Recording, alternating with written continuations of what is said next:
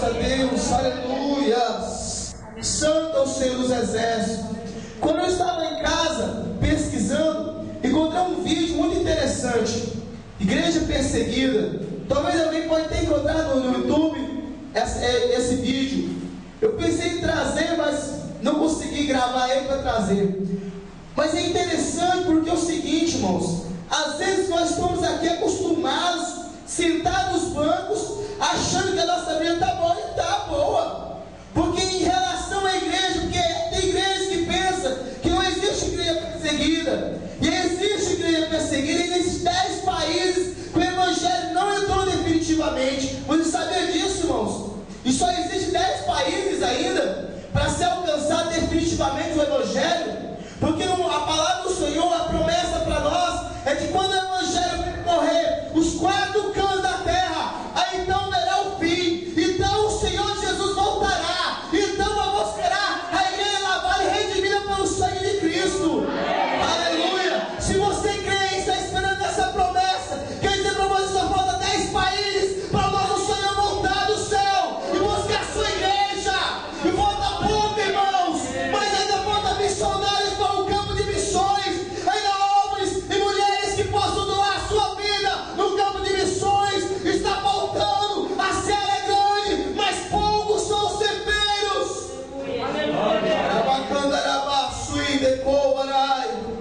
Quando eu lembro daquele vídeo, eu via irmãos, pregadores, pastores sendo mortos, surrados de casa, crianças, a cada 3 minutos, sabe que a cada 3 minutos um cristão está sendo martirizado.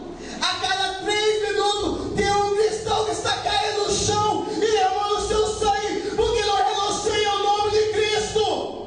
Aleluia. E 60% das cristãos são crianças.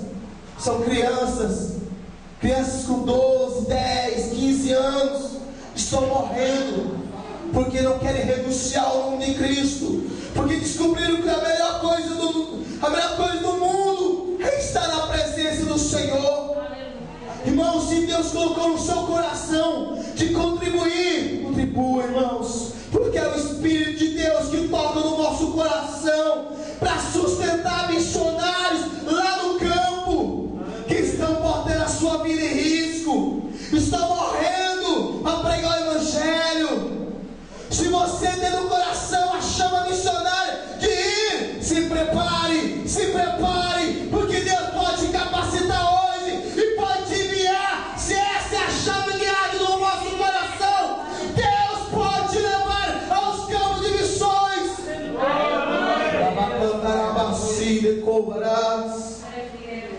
Quando o profeta Ezequiel foi chamado, ele estava para enfrentar uma das maiores dificuldades do profeta. Ele tinha que pregar para a casa de Israel, e a casa de Israel estava desviada, não aceitava a palavra, não aceitava a correção, não aceitava que nenhum profeta viesse dizer para ela que ela estava em pecado. E quero dizer para você, se a chama de Deus que arde no nosso coração para pregar o Evangelho, quer dizer para você, você vai pregar para homens rebeldes, para mulheres rebeldes, para uma gata rebelde, para pessoas que não querem nada de Deus e preferem o pecado, mas não preferem Deus. Mas mesmo assim pregue, porque o Senhor diz, mesmo que eles não ouçam as minhas palavras e deixem de ouvir, fale. Assim Deus falou para Ezequiel, se eles não quiserem te ouvir, fale a si mesmo. Se eles derem as costas para você, fale a si mesmo. Se te jogarem no meio dos escorpiões, fale a si mesmo. Se eles fecharem a cara para você, com vontade de bater em você, fale a si mesmo. Se eles quiserem te surrar, fale a si mesmo. Que jogar buraco na cova e nos leões, fale a si mesmo. Pregue a minha palavra, não fique quieto, fique quieto, pregue a palavra. Glória a Deus, aleluia. Oh, aleluia. Mas o Senhor fala para ele, assim diz o Senhor, fala para eles, assim diz o Senhor. Quando Deus fala o assim diz o Senhor, ele sabe, não é para falar o que você pensa, não é para falar o que você acha, não é para falar o que você tem em seus sentimentos, não. É para Porque infelizmente tem homens subindo no púlpito e falando de si mesmo, falando o que pensam, o que sentem. E Deus não chamou nós para falarmos de nós, mas Deus chamou a nós para falarmos a sua palavra, para falar a verdade. E a verdade ela dói, meu irmão. É como uma espada de dois gumes. Ela corta aqui, corta lá. Quando eu estou falando para vocês, ela está cortando primeiro a minha vida.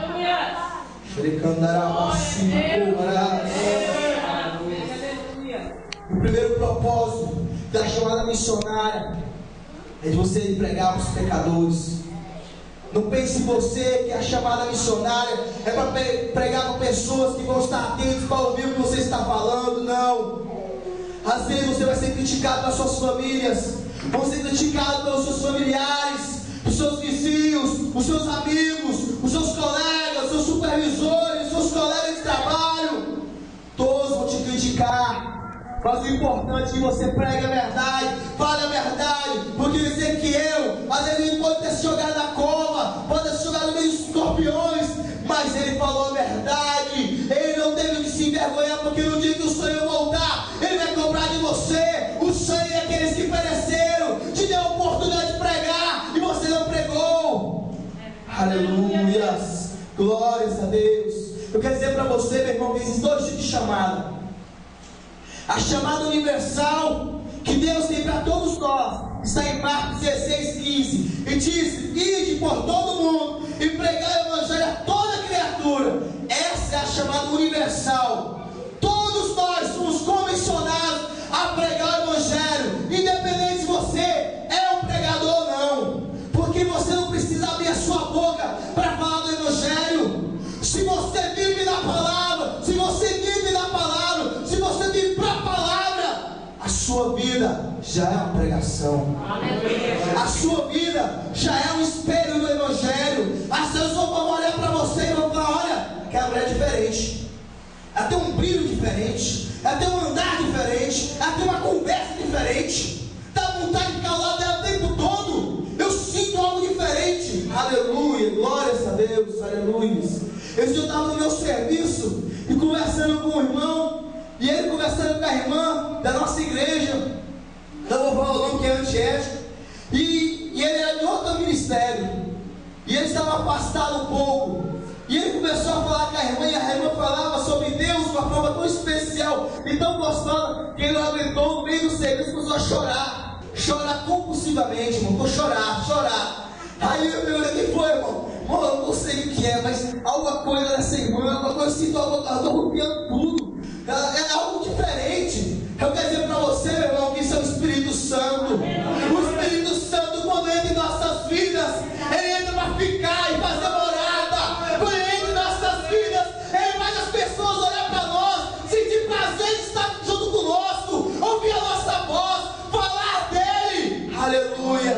Se você não tiver o Espírito Santo em nossa vida, a palavra da verdade não surge nenhum efeito nas vidas, porque o Espírito Santo é que interpreta a palavra, o Espírito Santo é que consola os corações, o Espírito Santo é que convence o homem do pecado, pois a nossa função é só falar do Evangelho, porque convence o homem do pecado é o Espírito Santo. Mas se você não buscar o Espírito Santo, ele não habita em você, porque ele só habita em vaso limpo, para ser cheio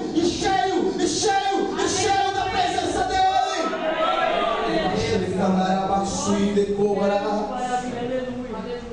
Aleluia. A primeira chamada universal, ir de pregar o evangelho a toda criatura. Todos nós somos comissionados. A irmã falou algo importante aqui.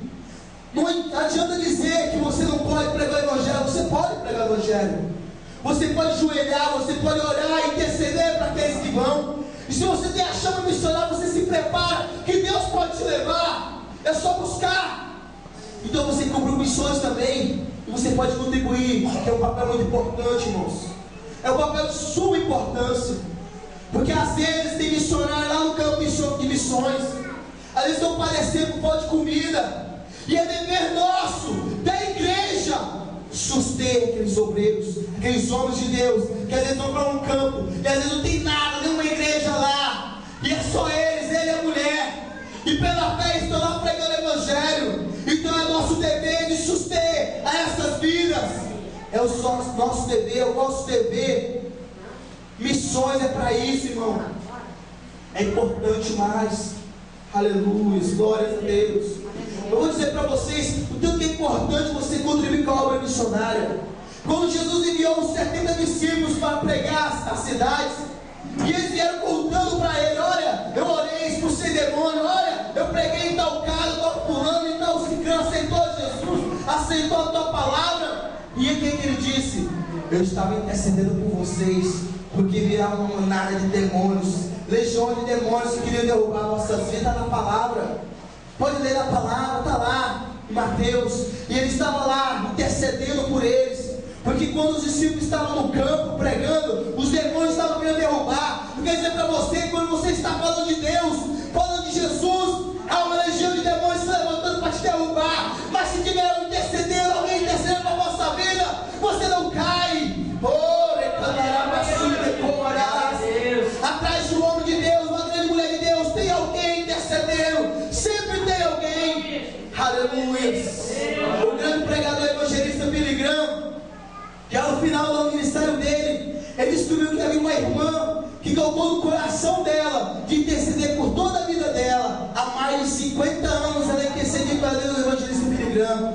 Todos os dias ela orava pelo evangelista Billy Graham. O evangelista Billy Graham ganhou mais de 3 milhões de almas. Hoje em dia não há um pregador que ganhou mais alma do que ele, mas havia uma pessoa que estava intercedendo por ele. Eu quero dizer para você, mãe, quero dizer para você que o seu filho pode estar lá fora, mas se o seu filho está lá fora e você está intercedendo, ele vai voltar, porque a mão do Senhor está sobre aquela vida, e ela foi comprada com o sangue de Jesus, e por causa da vossa oração, Deus vai trazer de volta. Aleluia.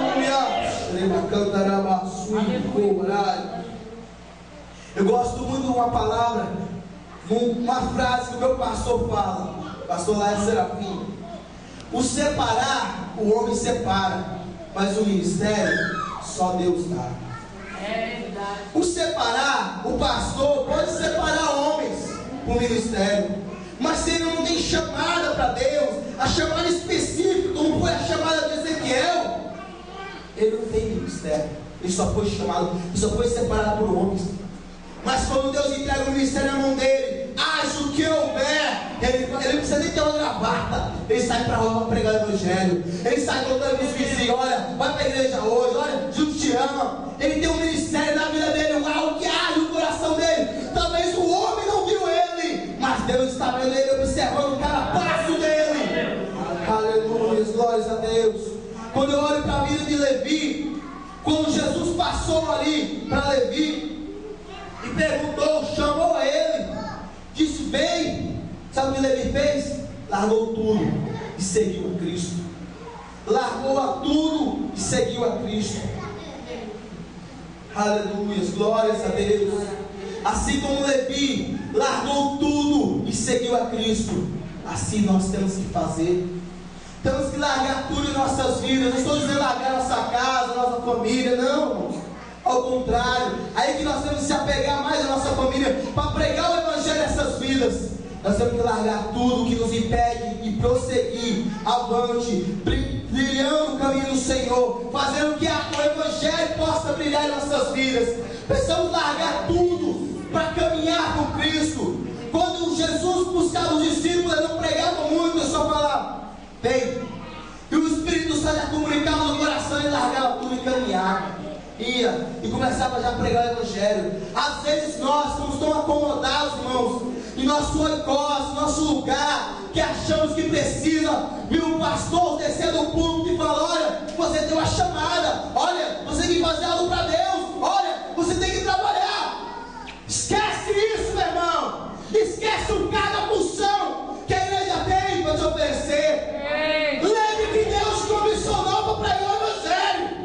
Não é o evangelho de homens, é o evangelho de Deus. Isso não é comissão de homem, é a comissão de Deus. Aleluia.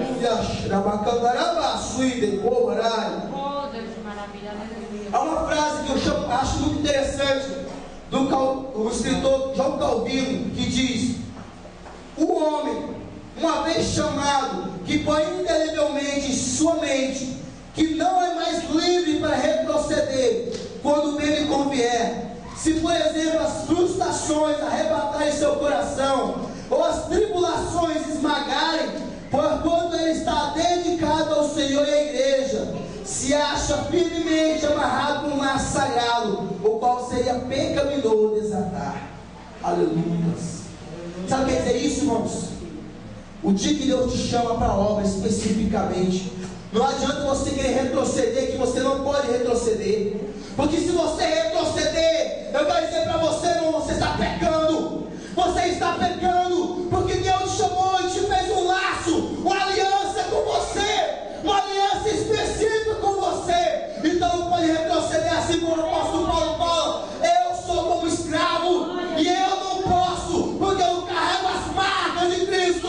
E se eu carrego as marcas de Cristo, eu não posso retroceder. Eu tenho que baixar, eu tenho que baixar, eu tenho que baixar e pregar o evangelho.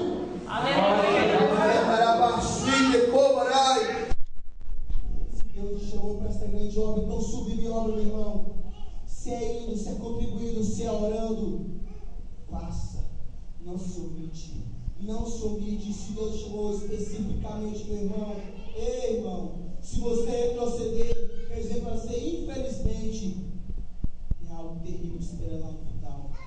Lembra de Jonas? Lembra de Jonas? Quantos já ouviram a pregação de Jonas?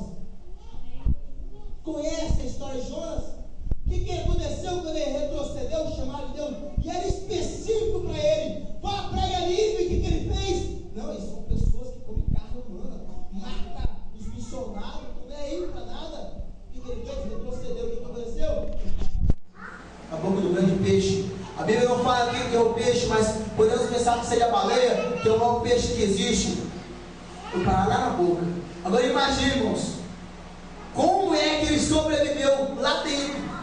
Deus quis fazer ele refletir na vida dele, para pensar que ele foi chamado por Deus. A chamada dele não é para retroceder. Imagine saindo da boca do grande peixe.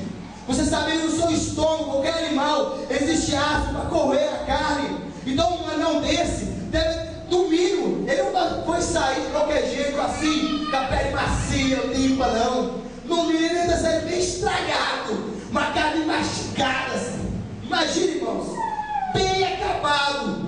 É assim que ele chegou para pregar para Nínive. Só assim também ele entendeu que havia um chamado especial para eles. Aleluia. Quer dizer para vocês, o chamado é grande, mas não retroceda. Não olhe para trás, não olhe para trás, porque se você olhar para trás, as dificuldades são maiores, meu irmão. As dificuldades são maiores, mas para você vencer, está em Gálatas 5,16: andai em espírito e não cumprireis a concupiscência da carne. Se você anda em espírito, a carne não tem poder em você. Se você está orando, se você está jejuando, se você está separando a vossa vida no altar, a carne não tem desejo, não tem poder sobre a nossa vida. É só Deus que tem poder sobre a nossa vida. Aleluia. Quero convidar a igreja a estar de pé neste momento. Aleluia, glórias a Deus, aleluia.